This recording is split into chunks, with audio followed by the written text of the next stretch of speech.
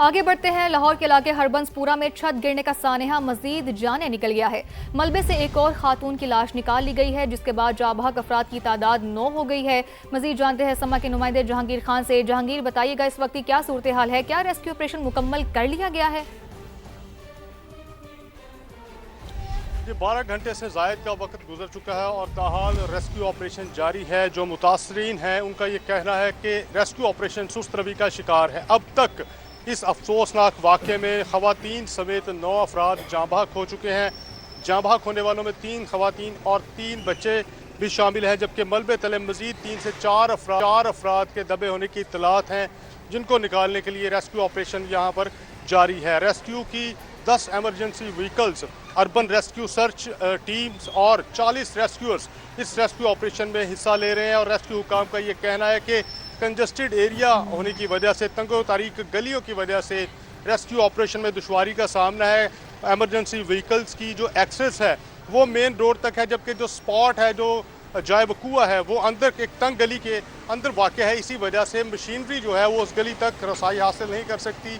सिर्फ रेस्क्यूअर्स जो है वो मैनुअली रेस्क्यू ऑपरेट कर रहे हैं, मलबा हटाने की कोशिश कर रहे हैं। टीआर गार्डर की ये छतें थी, 3 मंजिला इमारत है जो कि गुज़िश्ता रात ज़मीन बोस हुई और इसके नीचे दबकर 9 अफराद जान की बाजी हार चुके हैं। घर के अंदर सालगिरह की तकरीब चल रही थी और बताया जा रहा है कि 18 से 21 अफराद जो हैं इस घर के अंदर मौजूद थे। घर के अहले खाना के अलावा जो है कुछ मेहमान मनावा के इलाके से, जिनमें ख़वातीन और बच्चे शामिल हैं, यहाँ पर अपने अजीज़ व अकारिब के यहाँ सालगिरह की तकरीब में शिरकत के लिए आए हुए थे कि छत ज़मीन बोस होगी और तीनों की तीनों मंजिलें जो हैं वो ज़मीन बोस हुई हैं। घर के जो मुतासरा अफराद हैं, जो करीबी रिश्तेदार और अजीज़ हैं, उनका ये कहना है कि तवील वक्त गुजर चुका है, कई घंटे गुजर चुके हैं, लेकिन ताहाल रेस्क्यू ऑपरेशन मुकम्मल नहीं किया जा सका। रेस्क्यू टीम्स के आने से पहले जो है लोगों ने अपनी मदद आप के तहत 4 जख्मियों को निकाला था, जिनको तिब्बी इमदाद दी गई और फिर बाद में अस्पताल मुंतकिल कर दिया गया। मजीद कितना वक्त दरकार है इस रेस्क्यू ऑपरेशन को मुकम्मल करने के लिए, इस हवाले से कोई हतमी डेडलाइन अभी तक रेस्क्यू की जानिब से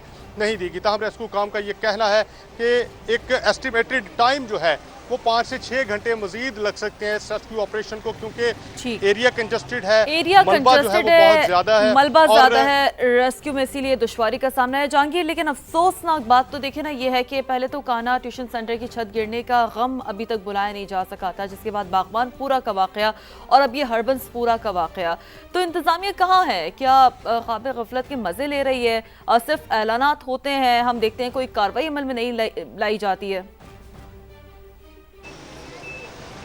सानेहा, कहना और बागबानपुरा के बाद की बात की जाए तो जो सरकारी इदारे हैं जिनमें रेस्क्यू है, ज़िले इंतज़ामिया है, उनके रवैयों में काफ़ी तब्दीली जो है वो देखने में आई है कि वो किसी भी तरह की इंफॉर्मेशन शेयर करने से गुरेज़ा है और ऑपरेशन के बारे में कोई भी तफसीली स्टेटमेंट जो है ताहाल किसी भी ओहदेदार की जानिब से, किसी भी जिम्मेदार की जानिब से फ्राहम नहीं की जा रही। इस रेस्क्यू ऑपरेशन के बारे में जब रेस्क्यू हुकाम से पूछा गया कि कितना वक्त दरकार है, कितने लोग जो है वो अभी मलबे तले दबे हुए हैं, तो उनका ये कहना था कि अभी रेस्क्यू ऑपरेशन जारी है, इससे ज़्यादा मालूमात जो है वो अभी फ्राहम नहीं की जा सकती। ठीक है। अच्छा जहांगीर, आप ये बताइएगा कि जो इमारत गिरी है इसका रकबा कितना था, कितनी मंजिला ये इमारत थी, और साथ आप ये भी बताइएगा कि मखदूश इमारतों के लिए हुकूमत किस तरह के इंतजाम करिए, इसके अलावा इस इलाके में दीगर और जो इमारतें हैं उनकी किस तरह की सूरत हाल है?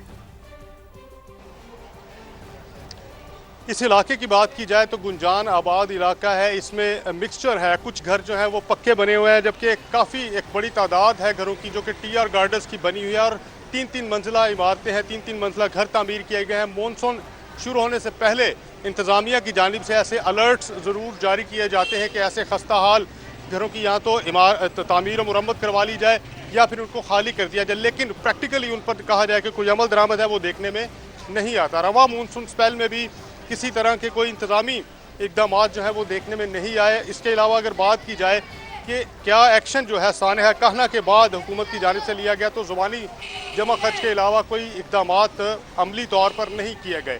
सानिया कहना के तो बाद ये बिल्कुल ऐलानात जहांगीर, जैसे किए कि आप गए कह हैं। रहे थे कि उसके बाद सानिया कहना के बाद हमने देखा, आप कह रहे हैं कि कुछ इंतजामिया भी थोड़ी हरकत में आई थी, तो बताइएगा कि बिलखुसूस चले इसकी बात कर लेते हैं, हरबसपुरा के इस इलाके की बात कर लेते हैं। हम तो देख रहे हैं कि सिर्फ एक ये इमारत नहीं, आगे लाइन से इमारतें हैं जो इसी तरह का जो है वो टीआर गार्डर हमें नजर आ रहा है कि वहाँ भी मौजूद है। तो क्या इससे पहले इंतजामिया का कोई बंदा यहाँ आया, कोई कार्रवाई अमल में लाई गई, कोई जो है वो वार्निंग्स दी गई? आप कुछ कहते हैं इलाका मकीन इस हवाले से जहांगीर?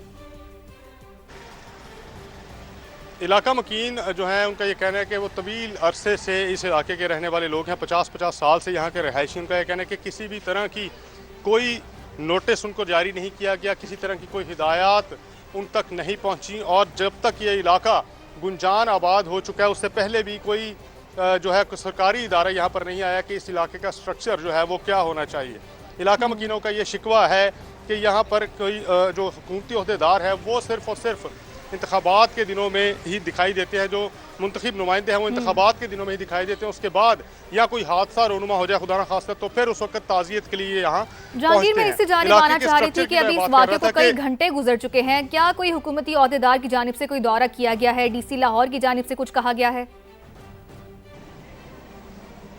डीसी लाहौर ने यहाँ विजिट किया था और उनका ये कहना था कि रेस्क्यू ऑपरेशन जारी है, मजीद मशीनरी भी तलब की गई है और कोशिश ये की जा रही है कि फिलफौर इस मलबे को हटाया जाए और अगर कोई शख्स मजीद नीचे मलबे के तले दबा हुआ है तो उसको रेस्क्यू किया जाए। इससे ज़्यादा कोई स्टेटमेंट किसी भी सरकारी अहदेदार की जानिब से ताहाल सामने नहीं आया और ना ही ऑन रिकॉर्ड किसी ने और ना ही ऑफ रिकॉर्ड कोई इन्फॉर्मेशन शेयर की है। जहाँ तक बात है मुंतखब नुमाइंदों की, तो रात गए मुकामी MP जो है उन्होंने विजिट किया था, उसके बाद ताहाल कोई भी ना सरकारी अहदेदार यहाँ पर पहुँचा है और ना ही कोई मुंतखब नुमाइंदा मुतासरीन की दाद रसी के लिए यहाँ पर आया है। लोग अपनी मदद आपके तहत भी इस ऑपरेशन में पार्टिसिपेट करते रहे हैं। अब चूँकि रेस्क्यू की मजीद मशीनरी और रेस्क्यू एहलकार तलब किए गए हैं तो उन्होंने इस एरिया को, उस गली को सील कर दिया है जहाँ पर ये वाक़या पेश आया, ताकि जो आम प्राइवेट लोग हैं वो जाए वकूआ तक एक्सेस ना कर सकें और रेस्क्यू ऑपरेशन जो है वो स्मूथली जारी रह सके। लेकिन रेस्क्यू काम का ये कहना है कि कंजस्टेड एरिया होने की वजह से दुश्वारी का सामना है और कोशिश ये की जा रही है कि जल्द अज जल्द मलबे को हटाया जाए और मलबे तले जितने दबे अफराद हैं उनको निकाला जाए। हतमी तादाद कितने लोग अभी मलबे तले दबे हुए हैं इसके बारे में भी किसी को कोई इन्फॉर्मेशन नहीं है। जो रिश्तेदार अजीज़ हैं उनका ये कहना है कि 3 से 4 लोग जो हैं वो अभी भी मलबे तले दबे हुए हैं जिनको निकालने की ज़रूरत है। और उनका ये शिकवा है कि इस रेस्क्यू ऑपरेशन में ताख़ीर की गई, रेस्क्यू की टीम जो हैं वो बर वक्त यहाँ पर रिस्पॉन्ड उन्होंने नहीं किया, जिसकी वजह से जो इंसानी जानों का ज़िया है वो हुआ है। ठीक है जहांगीर, आप वहाँ पर मौजूद हैं, नज़र रखिएगा, आपसे वक्तन फ़क्तन सवाल से अपडेट्स हासिल करते रहेंगे। फिलहाल शुक्रिया आपका। सैलाबी पानी ने तबाही मचा रखी है। नाला भेट की तहसील फिरोजवाला में तबाहकारियां जारी हैं, हजारों खानदानों को बेघर कर दिया है। हुकूमत ने भी मुतासरीन को बेयारो मददगार छोड़ दिया है। Rachna Town, Rana Town, Pathan Colony और दीगर इलाकों तक हुकूमती इमदाद नहीं पहुंच सकी है। इलाके में खुराक और पानी की किल्लत है। शेखुपुरा से रिपोर्ट कर रही हैं सामिया सईद। मैं इस वक्त मौजूद हूँ ज़िला शेखुपुरा की तहसील फिरोजवाला में और मेरे पीछे GT रोड आपको दिखाई दे रही होगी और बज़ाहिर तो ऐसा लग रहा होगा कि सब कुछ नॉर्मल है, लेकिन इंतहाई अफसोस से कहना पड़ रहा है कि ऐसा बिल्कुल नहीं है। ये जो आप मनाजिर देख रहे हैं, अगर मेरे कैमरामैन उमर अजीम आपको दिखा सके तो ये वो सैलाबी रेला है जिसने इस वक्त 40 से 50 किलोमीटर तक की आबादी को शदीद मुतासिर किया है। इस सैलाब की नज़र दर्जनों आबादियाँ हो चुकी हैं, जबकि हज़ारों ख़ानदान इस वक्त बेघर हो चुके हैं और बेयारो मददगार इस सैलाब में इमदाद का इंतज़ार कर रहे हैं। आइए आपको कुछ ग्राउंड रियलिटीज़ दिखाते हैं जिससे आपको अंदाज़ा हो सकेगा कि इस वक्त सैलाब की क्या सूरत हाल है और कौन कौन से इलाके ज़ेरे आब हैं।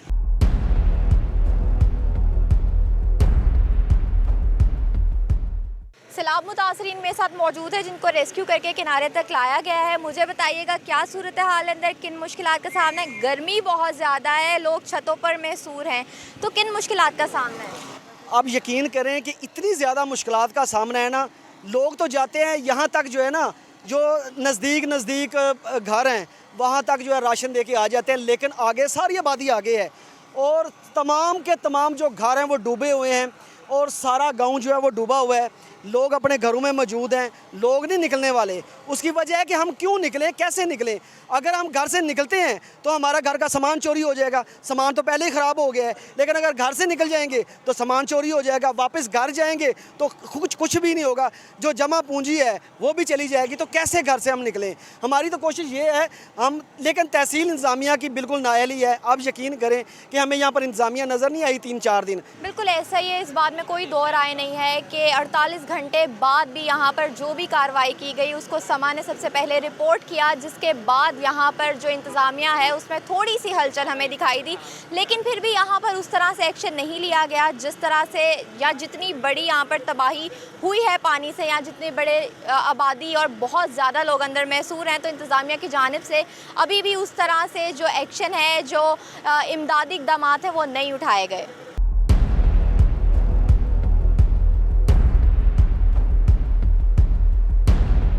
बहुत बड़ी तादाद में लोग ऐसे हैं जो कि अपने घरों में महसूर हैं, घर की छतों पर इस तपती धूप में रहने पर मजबूर हैं और रात के वक्त भी उनके पास कोई ठिकाना नहीं है और बेयारो मददगार हुकूमती शख्सियात की जानिब देख रहे हैं कि अभी तक कोई भी हुकूमती इदारा या हुकूमती नुमाइंदा इस इलाके में नहीं पहुंचा कि इन लोगों की दाद रसी की जाए। और यहाँ के हालात इसी तरह हैं कि 7 दिन से यहाँ पर बिजली का निज़ाम भी मुनक़ता है, लोग यहाँ पर शदीद मुश्किलात का सामना है, खाने की किल्लत है, जबकि पीने के लिए पानी भी यहाँ पर मौजूद नहीं, और साथ साथ बीमारियों ने भी अब यहाँ पर डेरे जमाना शुरू कर दिए हैं। यहाँ पर देने के लिए मेडिसिन नहीं है और कोई भी इमदादी कार्रवाई हुकूमती सतह पर नहीं की जा रही। जी, पिंडी भटिया गिरदोनवा में सेम नालों की सफाई न होने के बायस सैकड़ों एकड़ पर काश्त की गई धान की जो फसल है बरसाती पानी की नजर हो गई। नुमाइंदा समा बिलाल अकबर इस वक्त मुतासरा गाँव बहादुर वाली में मौजूद, उन्हीं से बात करते हैं। Over to you. आज बिल्कुल जी, पिंडी बटिया गिरदनवा के अंदर हालिया मानसून की बारिशों ने तबाही मचा दी है। धान की फसल जो है बुरी तरह मुतासर है। मैं इस वक्त पिंडी बटिया के नुआई गांव बहादुरवाली के अंदर मौजूद हूँ।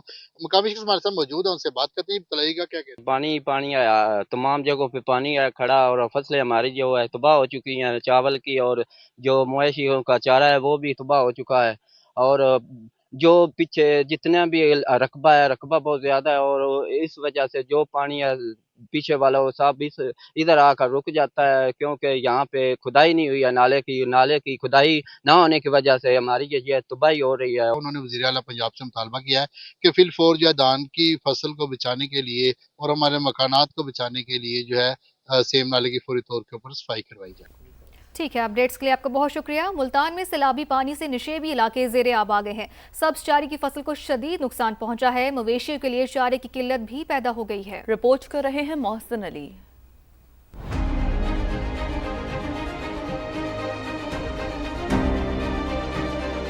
दरियाए चिनाब में सैलाबी सूरत हाल के बायस चारे की किल्लत पैदा हो गई, जिससे मवेशी पाल अफराद परेशानी में मुब्तला हैं। जंतर और घास लगा हुआ था, सब ख़त्म हो गया, पानी आ गया।